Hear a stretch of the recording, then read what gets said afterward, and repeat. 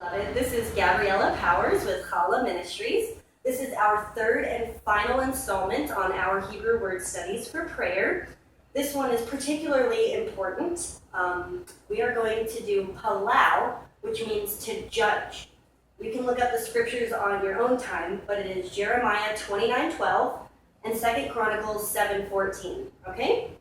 So the first letter is Pei. It has a numerical value of 80. It represents mouth, word, expression, vocalization, speech, and breath.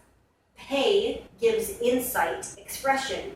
There is a hidden bait in Pei, which represents Yahuwah's word speaking everything into existence. The numerical value of 80 represents strength in human life. The first lamed here has a numerical value of 30, and this actually applies for both lameds.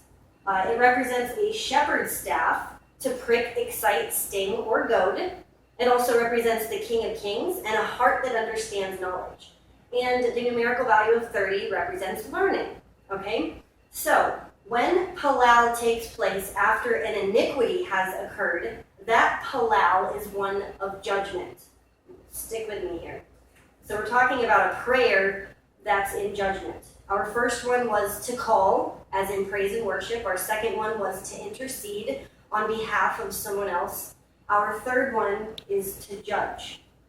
Now, both scriptures we read with Palal in them were incentives from Yahuwah for his people to turn from wickedness and to pray, or Palal.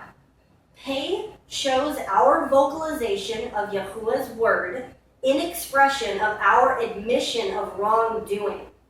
And the first lamed shows that vocalization of Yahuwah's word in expression of repentance excites, stings, and goads us to having a heart that understands knowledge.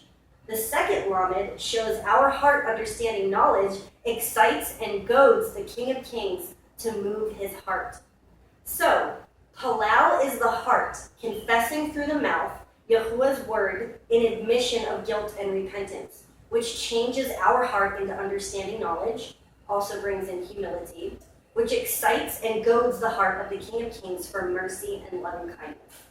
This kind of prayer is special and 100% necessary when one feels convicted of the Ruach to judge the inward parts of the heart against Yahuwah's word for purification and learning, so that one does not repeat the said iniquity.